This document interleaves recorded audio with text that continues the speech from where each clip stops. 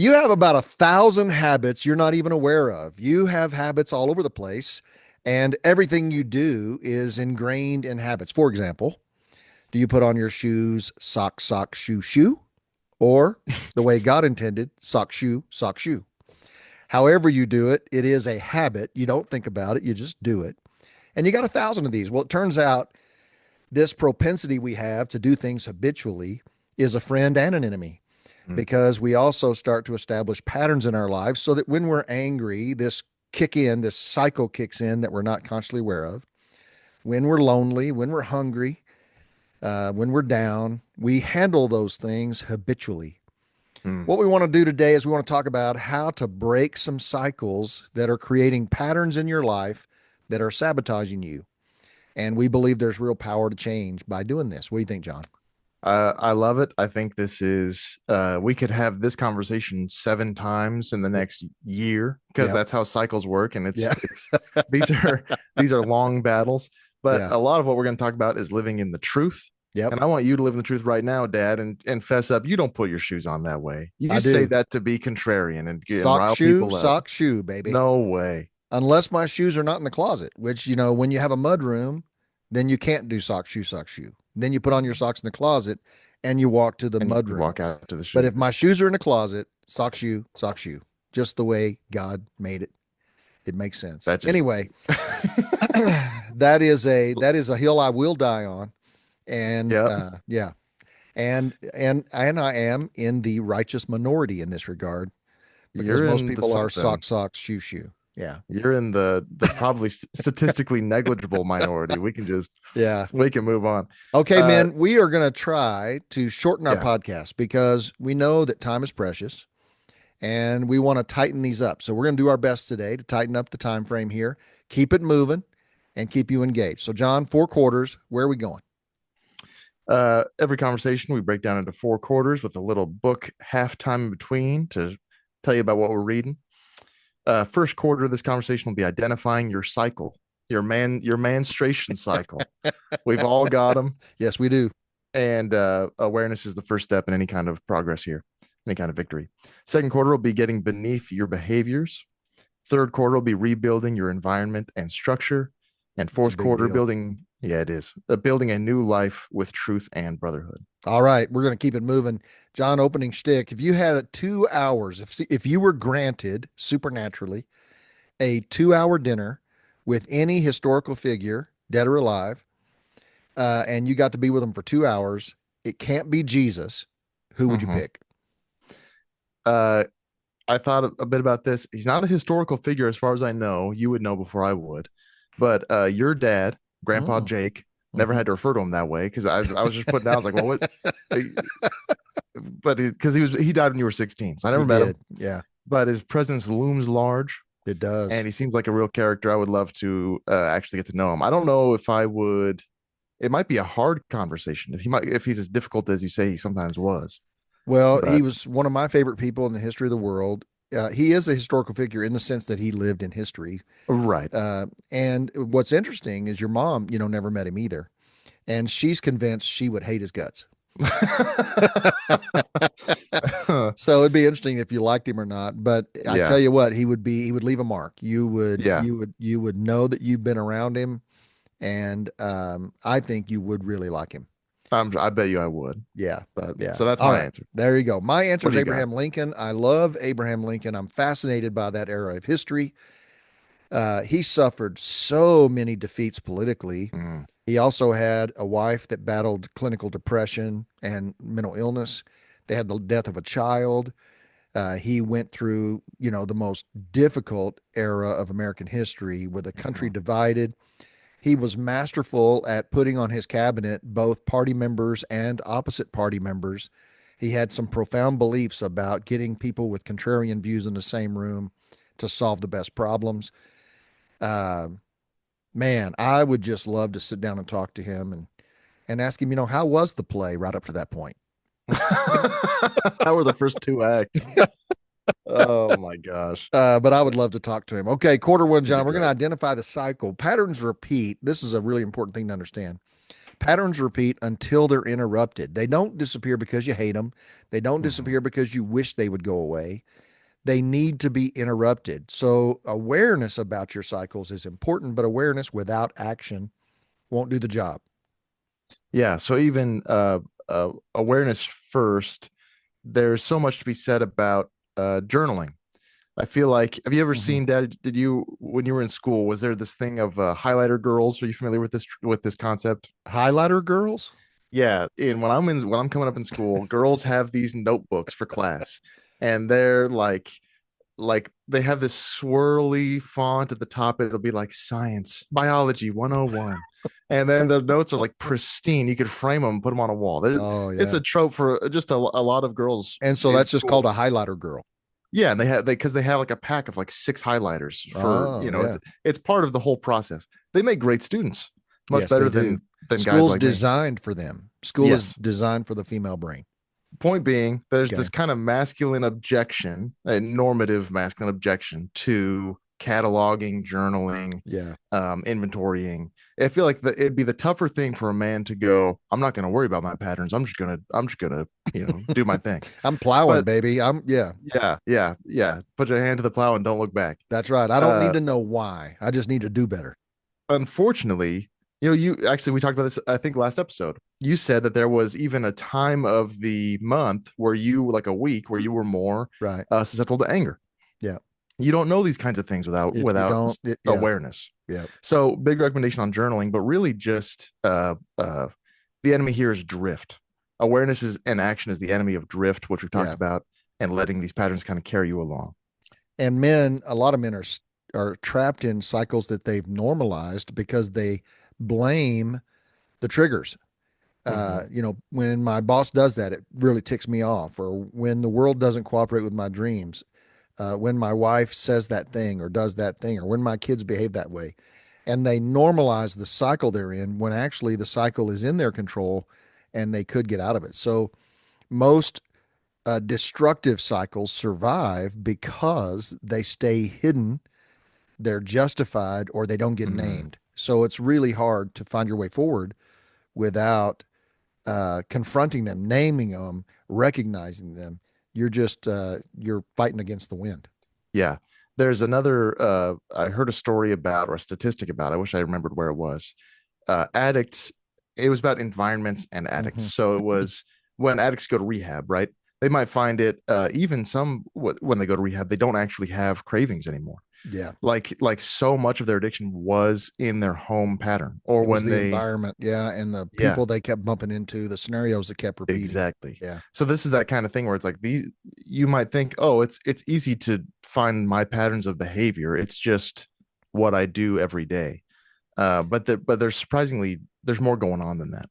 well, I know a friend who, um, his son has been in prison. I think his son's probably like, let's just say 45, and he's been in prison for 28 or 30 of those years, Mm, in and out.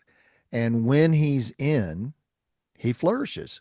yeah. The structure, the difficulty to access drugs, the no place to commit crimes, whatever. And every time he gets out, he succeeds for a while, and each time he gets out, he succeeds a little longer than last time. Mm, But those are just really hard. That there's patterns that are there. And boy, the thing that I want to just really hammer is patterns. We are creatures of habit, and so we have these patterns that are invisible to us. yeah. And secrecy strengthens those patterns. So sometimes we'll become aware of a pattern, but we're too embarrassed by it to say anything about it, or to name it, or to talk to anyone about it, or to reflect or grow through it. And it strengthens the pattern. So, Well, and um, again, so much of this is going to be about truths and lies. If you've read our 1024, that's most of what it's about this yeah, week. yeah, So even this part, yeah, in the secrecy, your destructive patterns, which are all based on lies, yep, those can flourish. They're unchallenged yes, without bringing those into the light of fellowship and opening yourself up in that kind of vulnerable state to the yeah. light on So your I would say patterns. truth and lies, and then hope versus hopelessness is a big deal, because you can slip into, well, I'm going to always be this way. Change is not possible.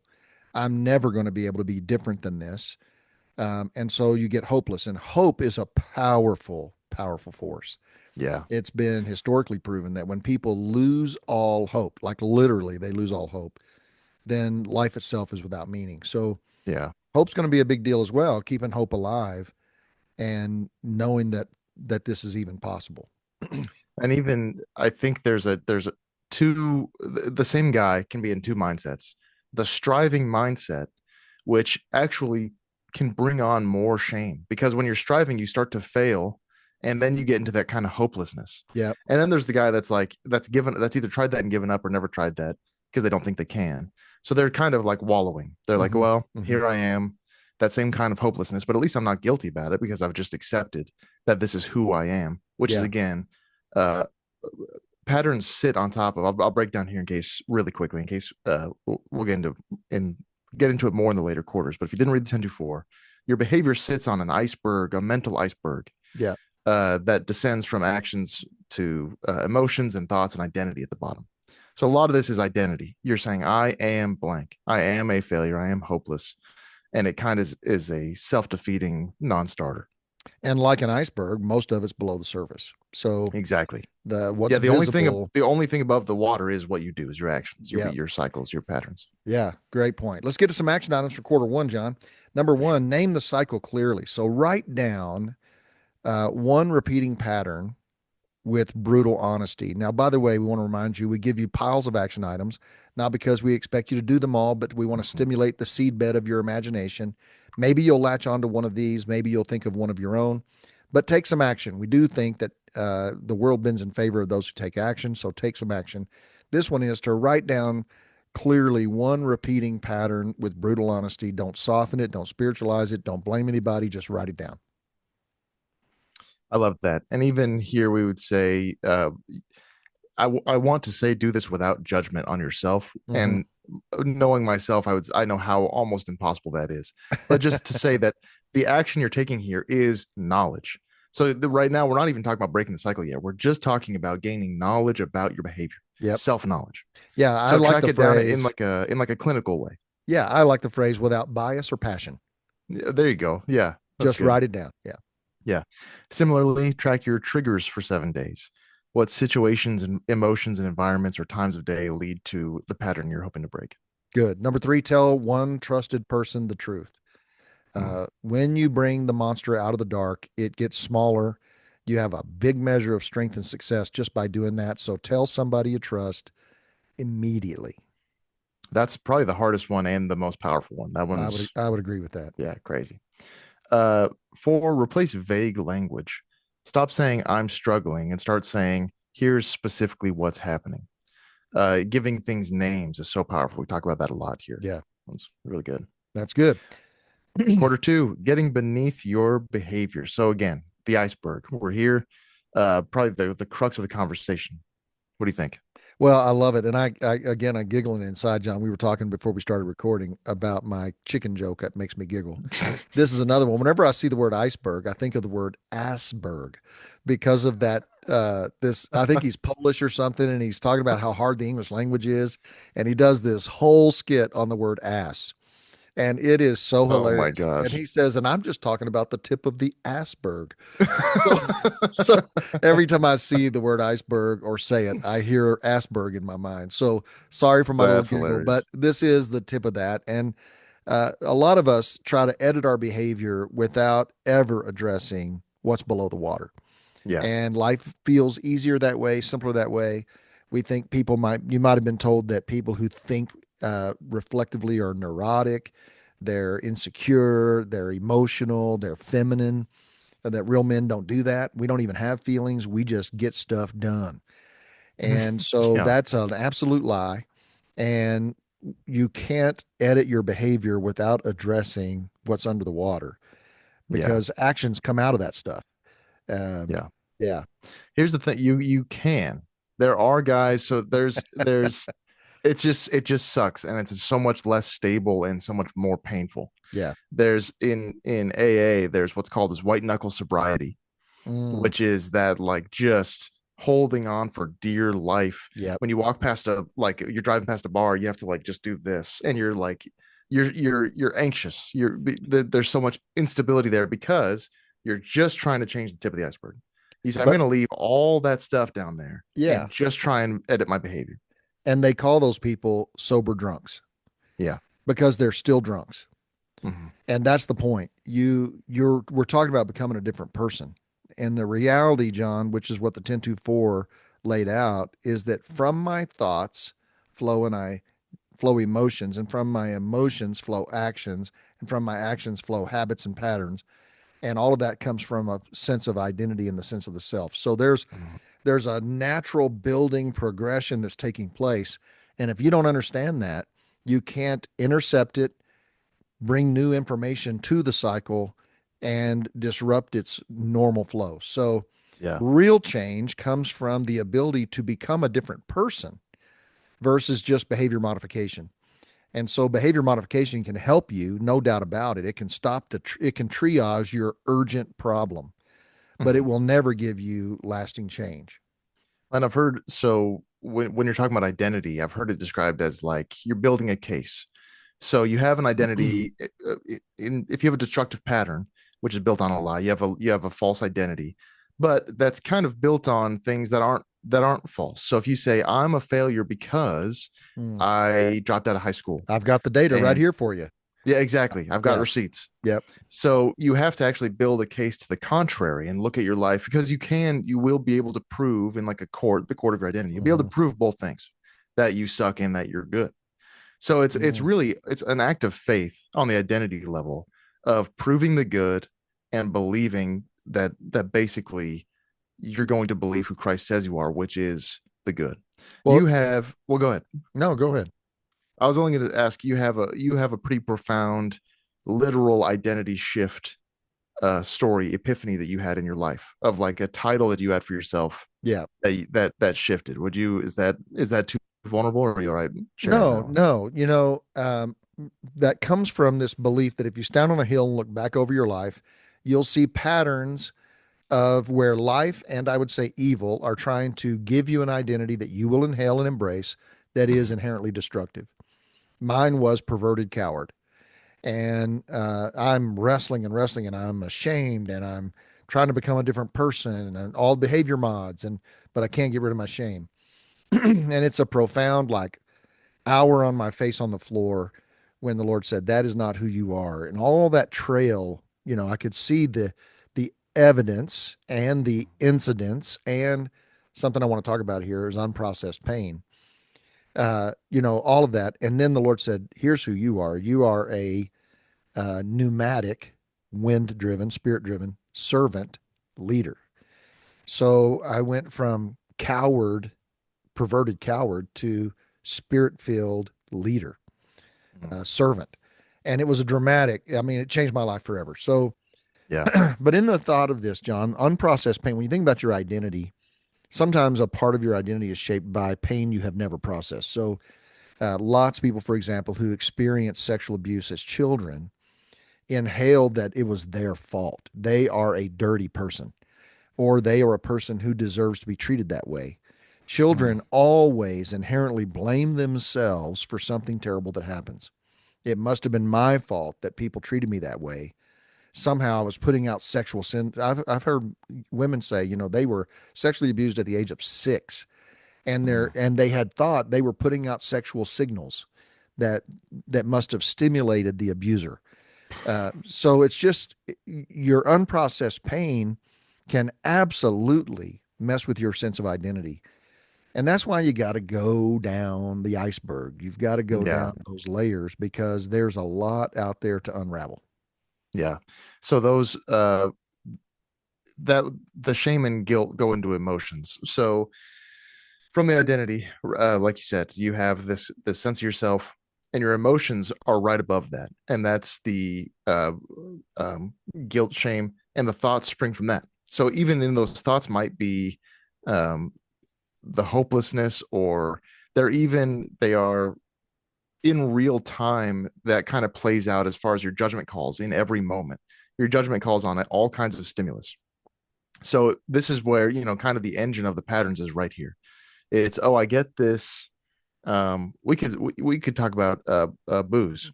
about alcohol. I have this Sure. stimulus. I have this desire to drink.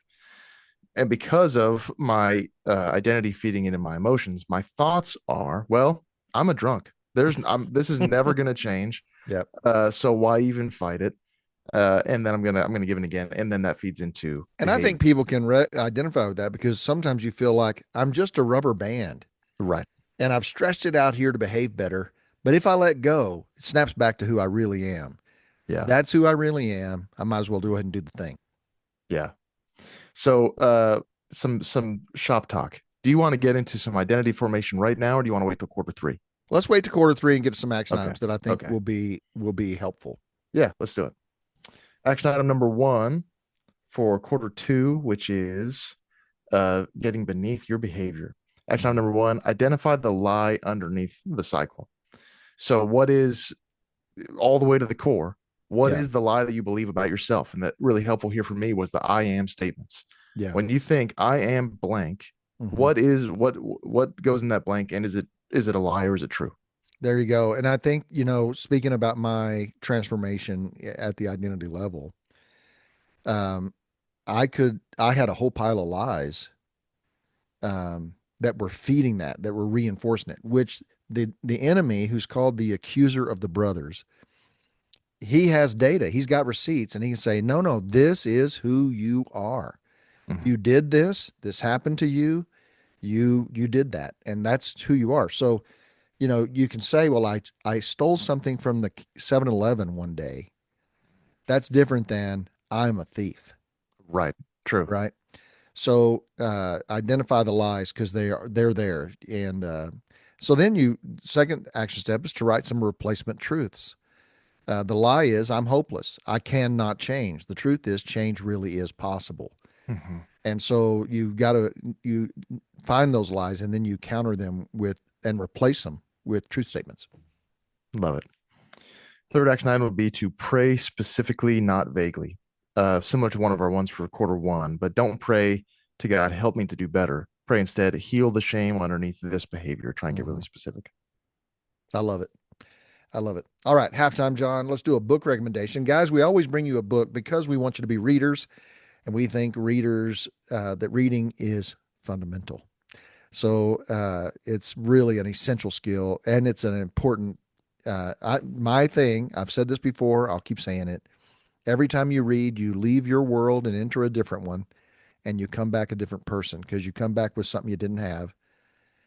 That's what I love most about reading. John, what's That's your great. book of the month the book of the week this week? What book are you uh what do you call that when you're selling something from the back of a truck? Pedaling. Peddling. What book you peddling this week? I'm pedaling the complete stories of Flannery O'Connor. This is one of those kind of flashy Barnes and Noble copies. I way prefer to get secondhand. But if you want something specific like this, I was looking for Flannery O'Connor for months Mm. at the half price books and the Goodwills, and no one's selling them. So I had to go to Barnes and Noble. Anyway, So you bought uh, that new off the bookcase like that. I did. Yeah. Uh, Admittedly, I haven't read them all. I've probably read a quarter to a half of them. Tell us who Flannery O'Connor is because I'm not familiar. Flannery O'Connor was born in Savannah, Georgia. And I'm kidding. She's a Catholic short story writer from the mid century Okay. who is one of my heroes, if only because she did all of her writing with lupus. She had lupus for Oh. almost her whole adult life and would write from her sick bed. She lived with her mom, was a lifelong bachelorette, and just really, really, really good and How, slow. So when I'm writing slow, I go, hey, it took Flannery O'Connor like a year to write a short story sometimes. how many stories are in that book? What would you say? Uh, a few dozen. How Yeah, long would it take to 20 read a something. Flannery O'Connor short story? Oh, like an hour, maybe less. Okay. If you, I'm a slow reader and a slow writer, so an hour for me. They're all about some more content warnings and why I picked it for this episode. All of her short stories are about terrible people, comically bad, just like the worst person you could possibly imagine. And they go on to do really bizarre things.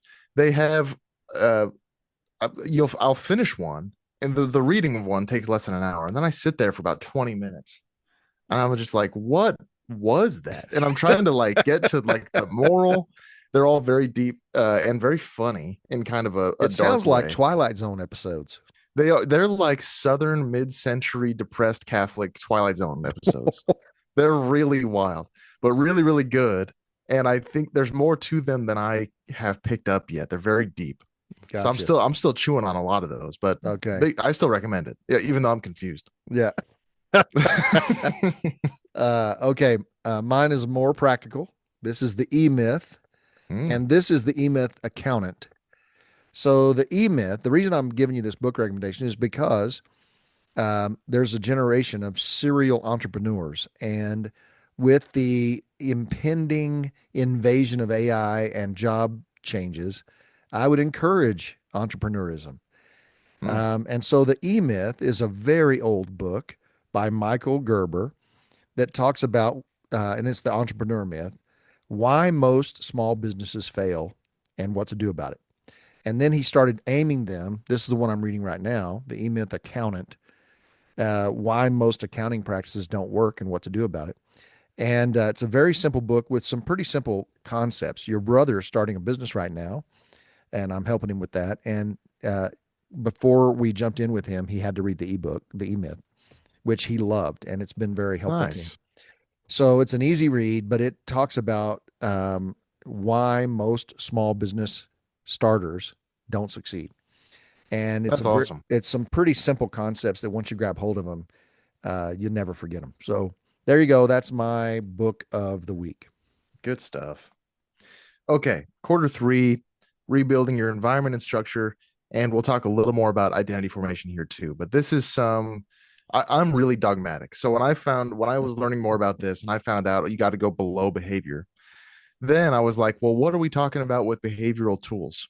Yeah. Like cognitive behavioral therapy. Like, what is the point of all that? And it's like, well, that's still very helpful. One, because even knowing that you need to change your identity does not make it quick or easy. No. It takes a long time, and there's a lot of feedback that because with your identity, you're building a case. Your behavior does feed into a loop Yeah. where when you're behaving poorly, it feeds into your lie behavior as opposed to the true one. So there is a lot here as far as what you do at the very top of the iceberg to try and navigate this a little better, easier for you. Yeah. So you meant it feeds into the lie of your identity, not the lie of your Yes. behavior. Yeah. So yeah, thank Yeah. you. And, the quote from the 1024 is that environment is stronger than intention. Mhm. So you can have the intention to stop eating sweets every day, but when your freezer is packed full of delicious ice cream, you're not going to succeed. So No, environments make a big, big difference. And that's what we want to really talk about here is that most habits are environmental. Uh, I've got a perfect story for this. I all just right, learned do it. this. Yeah. A good buddy of mine, he's a big boy. He's a big boy. He would not mind me saying it. And he lived with his folks Bigger until than you? recently. Oh yeah, yeah. Don't act so surprised. There's a lot of people bigger than me. He lived with his folks until recently, Okay. and I worked with him. He would tell me, his late night snack. He'd be like, "Man, I stayed up till midnight," and he would tell me what he cooked at like 11. I'm like, "Dude, you Oh, he's can't." in there cooking stuff. Yeah, I said, "You can't do that." He said when his parents go on trips, Mhm. he doesn't eat like that. And he said, when I move out, I won't eat like that. And I said, I don't believe you, man. So the trigger's the parents. Something I don't really understand, but this is what he swore. He Okay. got married last October and he's lost 50 pounds. So he wasn't wrong. He was completely correct. He was able to because his parents controlled the kitchen environment. He didn't control it. Yeah. So at home, he controls his environment and it's working. He was actually correct. Wow. I had Way no to idea. go. Way to Yeah. go. Way to go. Yeah.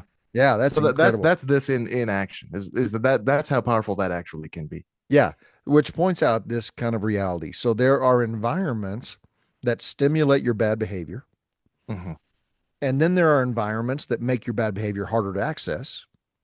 And then there's empty space environments where there's no trigger either way, and your old patterns slip back in because they're so ingrained in you. You will take a blank space and Mm. contaminate it with your old habits. So, environment is really, really critical, and it because it makes your discipline harder or it makes it easier. Yeah. And there's a way of existing that is drift. We talked about it a lot. And everybody, even really disciplined, successful people, are drifting most of the time. So, but they've designed their environments and their routines in ways that they drift to up and to the right. They drift successfully, Yep. which is really on accident. That will never ever happen. That's never going to happen on accident. Yeah. So we've talked about this a few times, but my classic examples is limiting screen time. The only way you do that, if you have the controller right next to you, or you got the TikTok on your phone in your pocket, and you're supposed to be doing something else, you're never going to drift into less screen time. You're going to have to do Yeah. something about your environment. This is, I've got the great example for this because I wanted to watch less TV, read more books, but sitting right next to my pillow is the TV remote. Mm, And so I put the TV remote in a drawer. So I have to go look for it. And I lay a book on my pillow when I make the bed for the morning, so that when I come nice. to bed, I have to read the book or move the book, but the book's there. So that's an environmental, that's just a simple environmental trigger to I help love that. you Yeah. do one thing and stop doing the other. It's a big help. So, John, let's get to some action items on this because that's really a simple idea that your environment is either helping you succeed or it's helping you fail. And you Yeah. can change things by changing your environment. So, Yeah, yeah. one last thing before the action steps is I keep harping on this, but if it seems really drastic, if your pattern you want to break is attached to something that's actually also good and that you love Mm, truly. So the example in the 1024 is computer games with your buddies. You've got the computer in your room, and if you were to remove it to avoid screen time or pornography temptations, it would limit or eliminate the game time with your buddies. yeah. These are really, we would encourage you to take the drastic step and find other ways to stay connected. You know, you can still call those guys on the phone on your commute to work. You know, you can still find all kinds of ways to capture the good of that, but take the drastic step because this is really serious stuff. Preach it, John, because this is a point that needs to be emphasized. Drastic measures are almost always a required part of true transformation. Yeah. And you will say, "Well, I'm going to be balanced. I'm going to discipline that. I don't want to be like." So here's one of my pet peeve, drastic examples that I don't like. I have met many pastors who refuse to allow a female to be in their office unless another Mm-hmm. female's in there too. The Billy Graham rule. Doesn't matter if the door's open, whatever. I'm like, man, how perved are you that you can't pastor females in your church Yeah. because you might become a sexual monster? I don't understand that. But the truth is, if you don't take drastic measures, the change you're thinking about and wishing for, it just isn't going to happen. Yeah. So here's the thing, pay the high price now.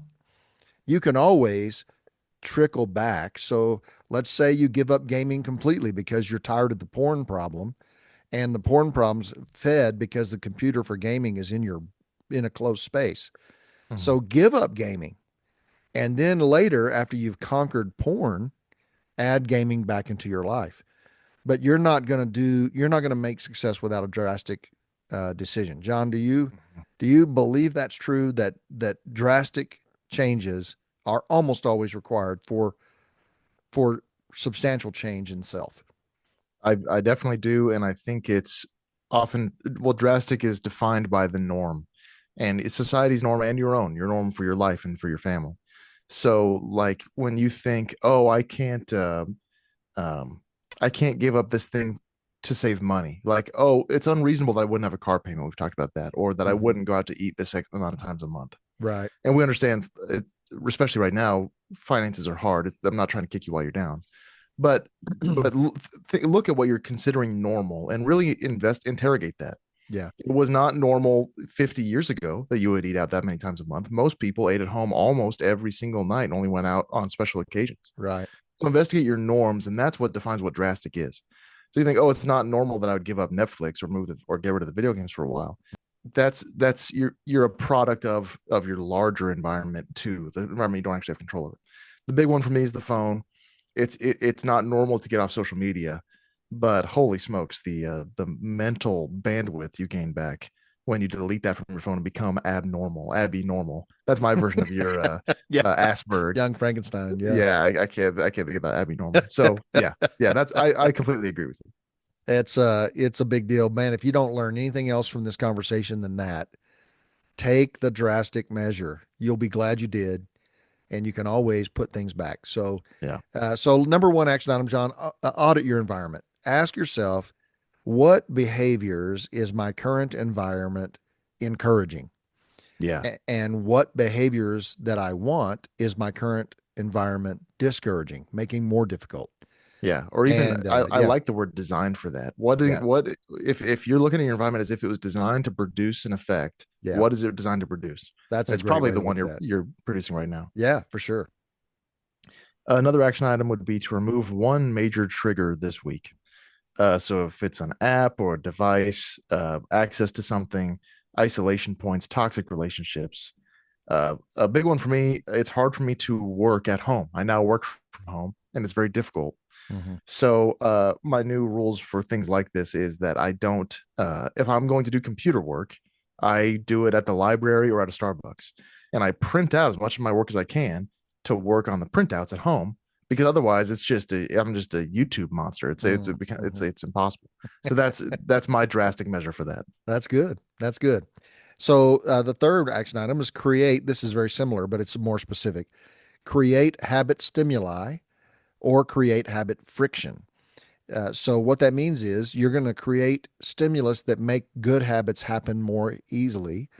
I have these bands that stretch, for exercise. They're resistance bands. I keep those in visible sight. I'm going to use them. If they're not in sight, I have to go find them. I'm not going to do it. So you create a stimuli for a good behavior, and you create friction that makes the bad behavior harder to pull off. Mm, love it. Fourth action step for this quarter: commit to body management. So this is we are embodied beings. Mm-hmm. Your sleep it impacts this stuff. Your physical exercise impacts this stuff. What you eat. A stronger body often helps stabilize a chaotic mind. Uh, So true, man. yeah, So true. yeah, All right. Quarter number four. We're building a new life through truth and brotherhood. So here we are in the home stretch. Quarter number four. By the way, while I kick this quarter off, tonight, Town Hall, May 28th, tonight at 8 p.m. Mountain Time, 7 p.m. Pacific, and do the rest from your own. You'll get a Zoom link in your email uh, about an hour before it starts. yeah. And we'd love to have you join us on this town hall. They are really, really fun.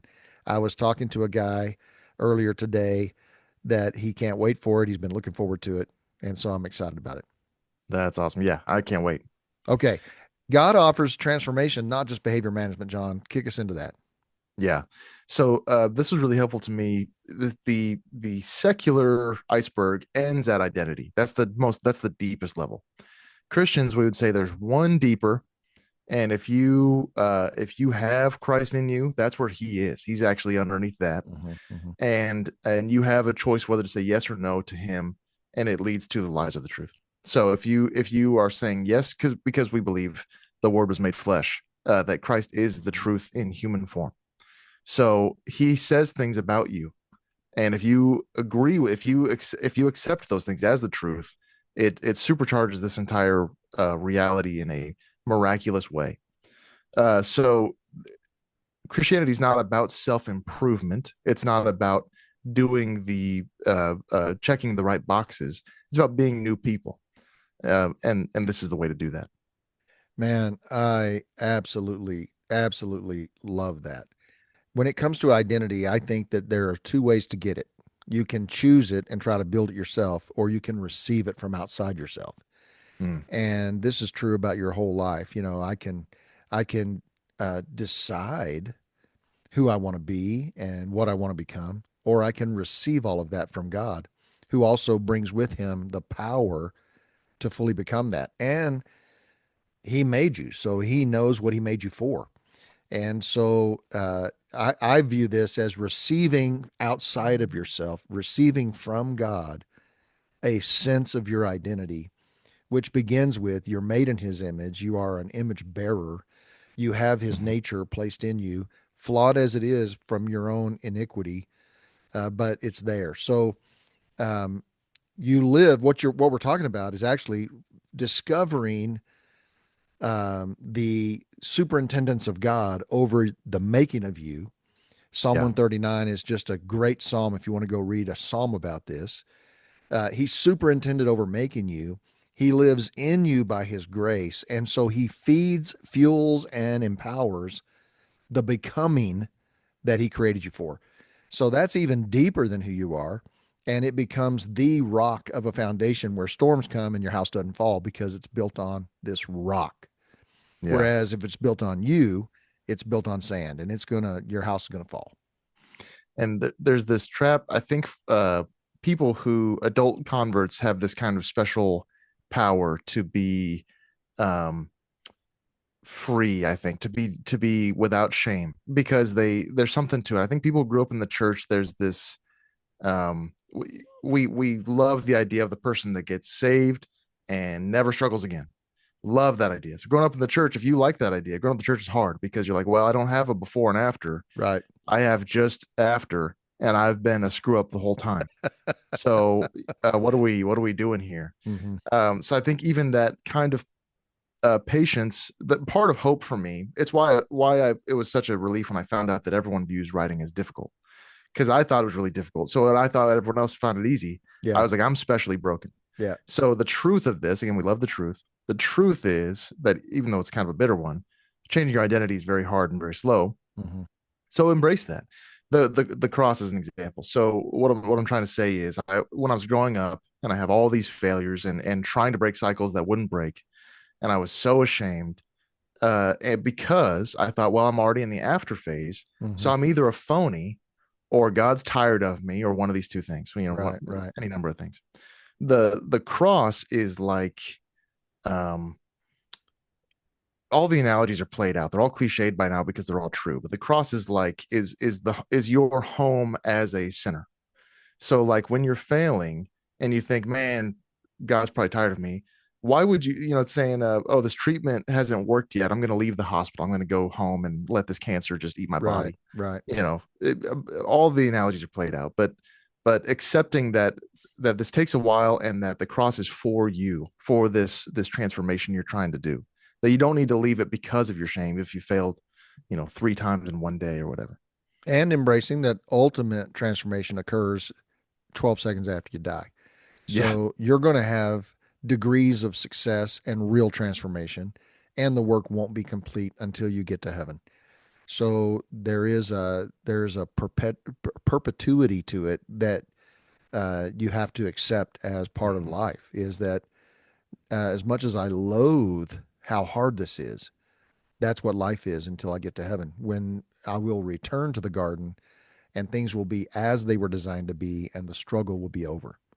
And even that emotion of loathing your sin, or loathing the hypocrisy you feel, or even the desire to change, Yeah, those are supernatural graces.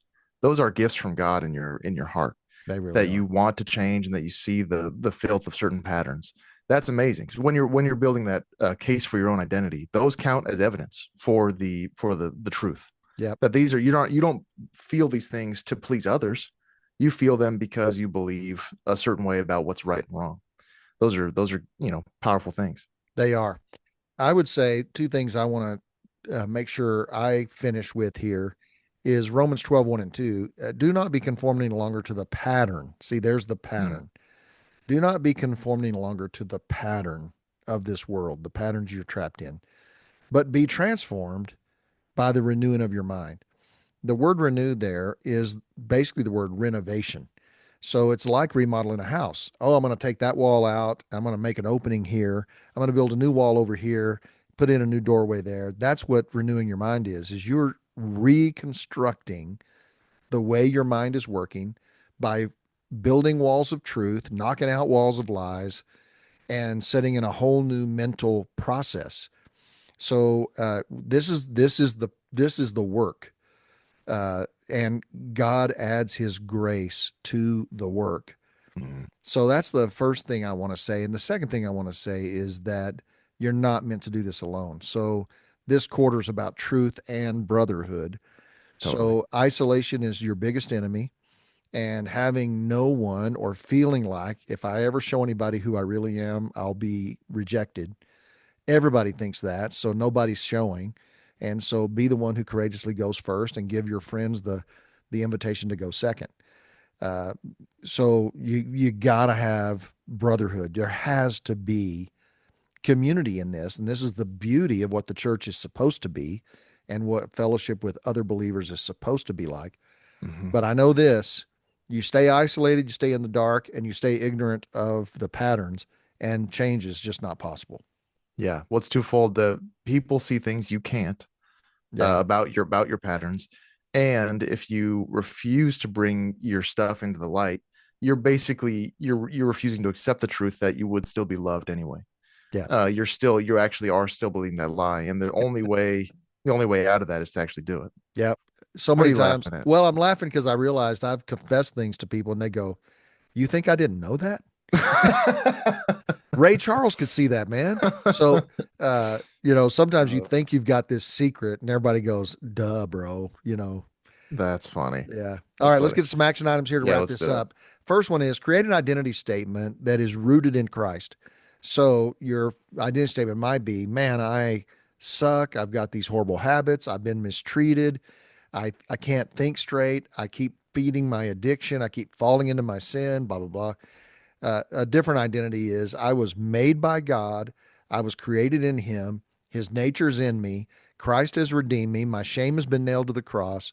Write these identity statements of rootedness in Christ. I am who I am because of Him.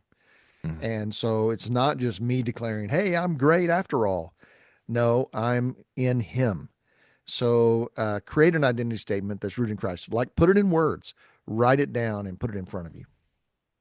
I love it. Second, we'd say to build a real accountability rhythm. So this is again is more behavior management, but it's not. We're not saying that that is wrong. Just that Yeah. the work starts at the bottom, but this Yeah. is still these are still powerful tools. Yeah. Be a weekly call with a friend, a weekly coffee, a small group check-ins, anything with someone you trust to be accountable. Good. Third, serve someone and or a higher mission. Cycles shrink when your sense of purpose grows. Mm, So commit yourself to being one who adds value to everyone you encounter. Commit yourself to being someone who picks up the trash on the ground, who serves anyone that crosses your path.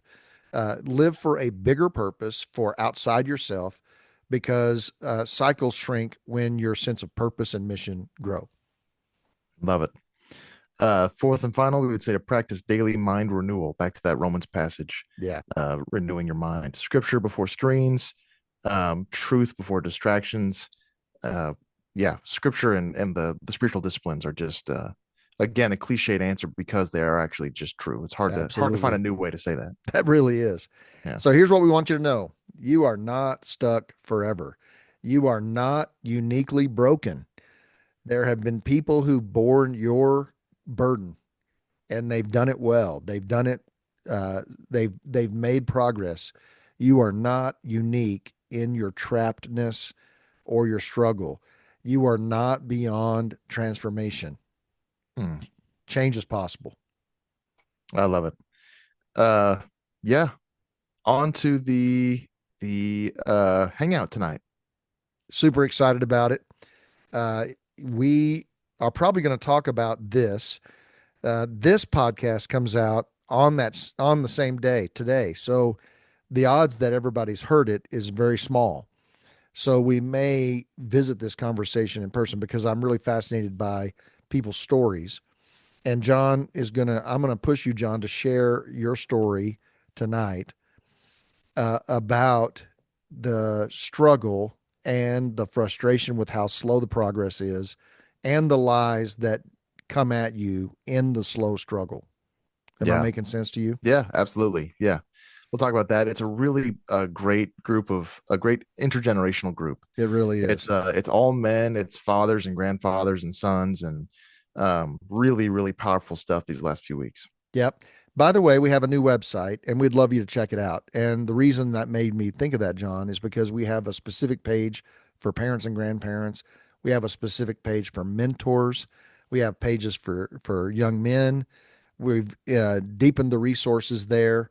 We're really excited about having a wraparound help for young men by stimulating more mentorship and by helping parents and grandparents contribute to the development of their young men. It's really good. Go check it out. Thehonestpath.org or jimandjohn.com. They both go to the same place. We'd love to have you check it out. Awesome. Thank you guys so much. We will talk to you hopefully tonight. And if not, we'll talk to you next week. Thanks a bunch.